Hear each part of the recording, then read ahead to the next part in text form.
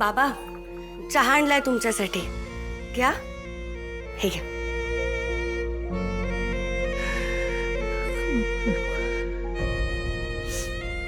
बाबा, काय झालं? कमी पडलो ग काव्याच्या बाबतीत. मी खरंच खूप कमी पडलो. काव्याच्या बाबतीत मी खरंच खूप कमी पडलो. आपल्या मुलींकडे लक्ष देता देता काव्याकडे फार दुर्लक्ष झालं ग माझं. नाही बाबा, असं काही नाहीये. तुम्ही का असा विचार करताय? असं काही नाहीये, घ्या. नाही नाही, काव्याची जबाबदारी माझ्यावर होती आणि आज तिच्या बाबतीत एवढं सगळं घडलं.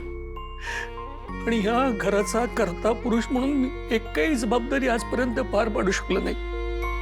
रेखाच्या बाबतीत तिच्या अपेक्षा कधी पूर्ण करू शकलो नाही. तुझ्या पाठीशी कधी खंबीरपणे उभाही राहू शकलो नाही. आणि काव्याच्या बाबतीत त्या मुलांपासून तिचं रक्षण करू शकलो नाही. नाही बाबा, हो खरंच असं काही नाहीये. तुम्ही आजपर्यंत खूप केलंय आमच्यासाठी. तुम्ही तुमच्या सगळ्या जबाबदाऱ्या पार पाडल्या. खरं, घ्या. नाही की नाही, माझ्यातल्या या सगळ्या कमतरतेमुळे ना मी काव्याच्या बाबतीत खरंच खूप दुर्लक्ष केलं. तिच्याकडे दुर्लक्ष झालं माझं.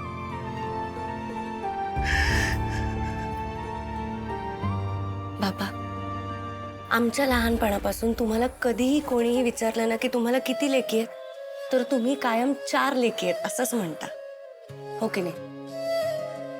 काव्या तुम्हाला बाबा मानते. तिच्या शाळेत जर कधी तिला तिच्या वडिलांवरनं कोणी हिणवलं तर दुसऱ्या दिवशी तुम्ही शाळेत जायचा आणि तिचा हात धरून तिच्या मैत्रिणींसमोरून मुद्दाम तिला घेऊन यायचं. तुम्हाला माहिती आहे, आम्ही लहान असताना ना आमच्या वाढदिवसापेक्षा काव्याच्या वाढदिवसाची जास्त वाट बघायचो. कारण आमच्या वाढदिवसाला तुम्ही नेहमी हेच सांगायचात ना की नाही, घरात काहीतरी चांगलं बनवा. पण तिच्या वाढदिवसाला आपण नेहमी बाहेर जेवायला जायचो. म्हणून तिच्या वाढदिवसाची जास्त वाट बघायचो आम्ही. कुठल्याही सणावाराला आमच्यापेक्षा जास्त महाग कपडे तुम्ही तिला घेऊन द्यायचात. का? कारण तिला पोरकं वाटायला नको, तिला वेगळं वाटायला नको म्हणून. आम्हाला नेहमी असंच म्हणायचं ना की 4 पैसे जास्त गेले तर चालतील, पण काव्याला छानच वाटायला हवं. बाबा, तुम्ही आम्हा 4 बहिणींमध्ये कधीच दुजाभाव केलेला नाहीये. काव्या माझी आत्ते बहीण आहे असं मला कधी वाटलंच नाही.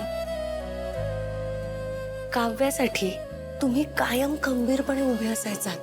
आईच्या आधी पण तिला तुमची आठवण यायची. तिला काहीही हवं असलं ना तरी ती पहिले तुमच्याकडे येऊन तुम्हाला सांगायची. बाबा, तुम्ही तुमच्या मामा म्हणून असलेल्या सगळ्या जबाबदाऱ्या व्यवस्थित पार पाडल्या.